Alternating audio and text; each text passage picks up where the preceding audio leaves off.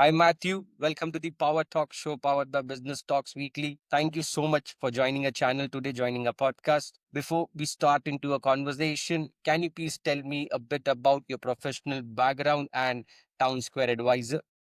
Sure. Pleasure to be here. Thanks for having me. My background is a little bit diverse, but it actually coalesces into one common theme. I blend a combination of almost 25 years of experience in executive management in the sports industry, both sell side, advisory as an investment banker, and then corporate strategy and corporate development buy side with multiple private equity backed portfolio companies. I'd say three legs of the stool or a seat from all sides of the table gives me a unique perspective into how to scale and grow companies and create and capture enterprise value. Wonderful.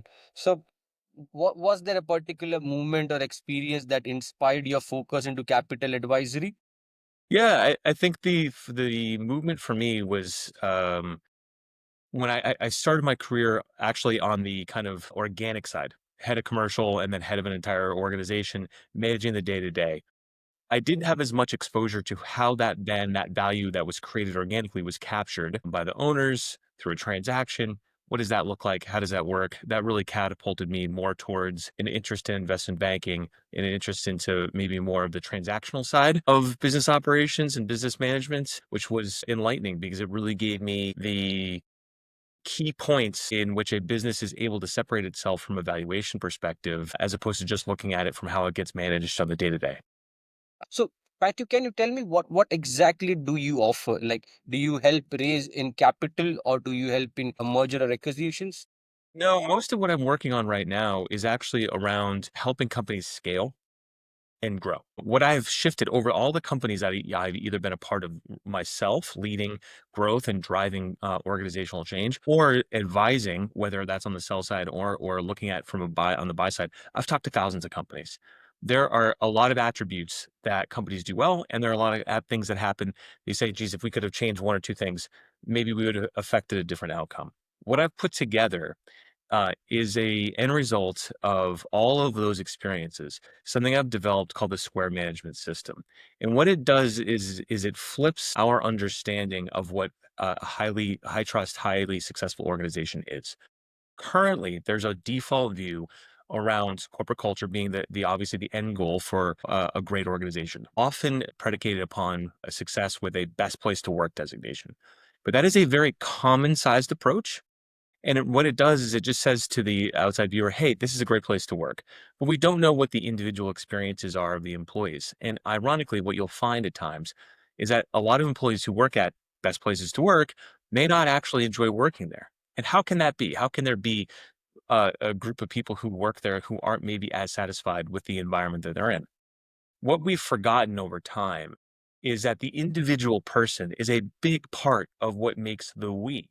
And we were only focused on this common sized we, and we've lost our way. We've created this holistic view of corporate culture, and then we've tried to mimic that. Companies want to mimic that experience, and they shouldn't. What they should do is actually build and organize the ways of doing the operating mechanisms to their unique preferences. And this is where a lot of companies go awry. They don't necessarily understand fully all of the interconnected components of an organizational structure that allows it to scale, to create better, happier, healthier employees who are connected. Culture, by default, then becomes the alignment between an individual, you, for example, and your ways of doing your beliefs and the corporate ways of doing and beliefs. And if those two things are synced, that kind of employee is happy. They're able to bounce around and make micro decisions and learn. And that's what great culture becomes. It's that alignment between the individual and the employee. However, companies don't have one employee. They have 40, 400, 4,000, 40,000. How do you then get all of that disparate group into the same alignment when there's so many different unique preferences and ways of doing? And that's what the Square Management System does. It allows you through these four elements to kind of create an organizational design that the management team believes is the best structure for itself and no other. So, as you are speaking about the culture and Square management system that you are building, who will work on these methodology? Like, who are you targeting? Yeah, both the employee, because they need to know who they are, and the C-suite, those who instill the operating processes and procedures at a company. The way the system works, the square management system, is you create a square, and that square has four sides. Inside the square is something that I call constrained independence. And constrained independence is nothing more than the known and communicated ability for an employee to action their own decision. It's not endless, it is constrained. That independence of decision, of thought, of action is constrained because companies have to affect a standard of operating procedure, a standard of delivery, a standard of a way of doing that they like, right? And so in order to do that, they put a box around the employee, and and the employee has to bounce around that box. Some people like a high level of constraint. That means that they don't actually have as much freedom to independently action their own ideas. And some people like that. They want to have an execution focused role. They don't want to know what they're doing, that they're in the good graces, and then they can go on. Other people find that difficult. They want a very wide, or what I would call a light constrained environment where they can action their own ideas and make a lot of independent decisions. You cannot take a person who wants a broad, light constraint environment and put that person in a heavily constrained environment, nor vice versa. So, how do you then create as a person? How do you know environment you are best working in? And as a leader of a business, how do you structure a company? Well, there's 40 elements. Each side of that square has 10 elements. There's four I's. Identity, which is who we are. That's kind of like how your organization defines itself. Instruction, that's how we operate. The clarity and consistency of expectation for onboarding, knowledge transfer. The third eye is intercommunication. That's how we interact. This is what most people think culture is, but it's not. It's just one side. That's how people interact, their hierarchies, meeting cadences, use of communication, tone, things like that. And the last one is information feedback. And that's how we improve, how performance is measured, is shared, is used to evolve. All 40 elements can be intentionally constructed so that you can, as a leader, define the processes in which your company will operate, and you will have a varying degree of constraint. And that constraint can be known and communicated, and your employees will then know what they can and can't do. And when you know what you can and can't do, you're free to make micro decisions. And if you trust that all of your other employees are free to make micro decisions, you trust each other, you become more higher moving because you don't have to ask questions all the time or gut check or debate and say, is this the right thing to do? You just know, and you can move. You're more loyal, you're a happier employee. That will foster a high growth.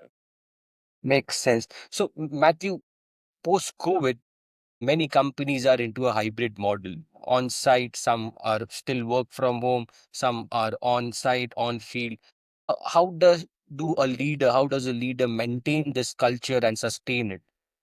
It's a great question. Theoretically, the genesis of this idea actually started years ago in response to a question around how to manage about 600 employees across four different offices that were in four different locations. They were all disparate, so they weren't connected. In many ways, you could call that like a remote employee.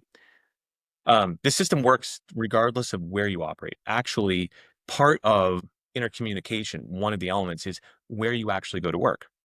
There have been times when I was on the buy side with M&A and on the sell side when we had companies that were looking to do an acquisition and they were in a wear suits and report to an office 5 days a week environment. And you had them looking at a business that had 100% remote. And they actually chose not to acquire that business because they knew that the employees wouldn't want to work at an office space and it would create a different culture mix. In the age of COVID, where everyone is more remote, there are going to be people who are now, you can start to see the trend changing back and you're getting backlash. People don't want to do that. One of the key parts about the square management system is that you need to design it in a way that it allows for some level of evolution, unless it is just purely rigid. And you have to be okay, have the constitution, as I call it, have the constitution to let people who are not in the square leave. And so if you are going to change your methods and pick maybe you can go from hybrid, but if you're going to force everyone back into work, you have to be okay with knowing that some people are probably not going to want to do that and leave. And that's your choice. And that's okay. Wonderful. You mentioned earlier you're working on a book on the same methodology. Is it live? Is it published? Where can people find it? It's not published yet. I'm getting there. I'm doing a little advanced promotion around the concept. You can go to townsquare-advisors.com and actually put your name in for an advanced copy of the book. It's called The Culture of Alignment. And it further details, both from a philosophical effort, why did we get culture wrong? Why is a common sized best places to work view? Why is copying that wrong? What is a better way to look at what culture is and how alignment works? And then it goes into the 40 elements and helps you understand all the key pieces so that you as an executive can actually walk through it. And there's a survey you can take to actually answer all the questions and determine the best place to work or the best corporate structure you'd like to build. If you go to townsquare-advisors.com, you can actually take a free quiz. And actually go on yourself. If you want to do it from an individual perspective and learn more about your preferred working environment, you can take a free quiz. If you're an executive, you're like, geez, maybe we have high employee churn. Our culture isn't the best. We're losing sales. Take the corporate self-identity quiz and learn more. If you want to dig deeper and actually go through all 40 elements and take the full survey, you can do that too. And that'll really start to get you into the weeds into what heavy constraint looks like, what light constraint looks like, and the elements. The key thing that I want to stress on this book: this is not about copying the efforts of others. A lot of books on management, they basically take a survey, they talk to all these people, and they get a view of, hey, these are the 7 characteristics of success for these people, or these are the 10 things that work for this. You should then mimic that effort. The entire focus here is that copying the efforts of others isn't going to work for you. This book is about actioning your company, your organizational structure for the ideals that you believe in, because that's what people have lost focus on. So take the survey and learn more about how you actually have a preferred working environment. I'll definitely add the link in our description as well. So, Matthew, can you tell me a bit about your professional background? Like, especially challenges that you face that help you overcome using these methodologies. Yeah, there's a lot of use cases, and I'll step back and I'll give you a few examples. The primary use on this is actually if you know as an executive that you have some level of culture discord and you have a lot of employee turnover. Take the survey and segment the survey by leadership level: executive team, senior team, management, and frontline, and then aggregate the scores. You will see the delta in the 4 sides between the different levels and know immediately where you're off, where you're misaligned. Moreover, you can use this, if you haven't done the exercise before, to understand maybe where you have an incomplete square, which is the most common source of organizational problems or scale problems, is that companies haven't actually created their own square. And so they're missing components, and it's leading to employee confusion. It may even be leading to customer confusion. I'll give you a few examples of customer confusion, but it's called going off strategy. In the identity section, which is the first part and the key first side of the square, that is, again, who we are. It's how your organization defines itself, its mission, its values, its brand, its core beliefs. Oftentimes, that's not as completely designed as companies want. And they will have mission statements or marketing that will say one thing, but then they will internally decide, hey, we should make a pivot, we should change, we should acquire this company, or we'll launch this new product. The outside external view is, wait a second, why did you do that? That doesn't map to who you are or what we know of you. And your communication around this acquisition, it doesn't make sense. And it leads to market confusion. The current customers might say, wow, you don't really care about me anymore. You've gone and pivoted this way. It seems that you're obviously focusing your attention here and not on me. And they might go to someone they believe is more dedicated. Internally, the employees, if not communicated to correctly, or if there is no precedent for how they've structured this identity component, will often feel, wait a second, where's our strategy? Is this company now floating in the wrong direction? Do I believe that we're set up for success? And it can lead to employee turnover. So that's called going off strategy. You need to be able to structure and have the tools in place to communicate your mission, your vision, your what we call product to mission fit, so that people understand where you're going and allow for scale.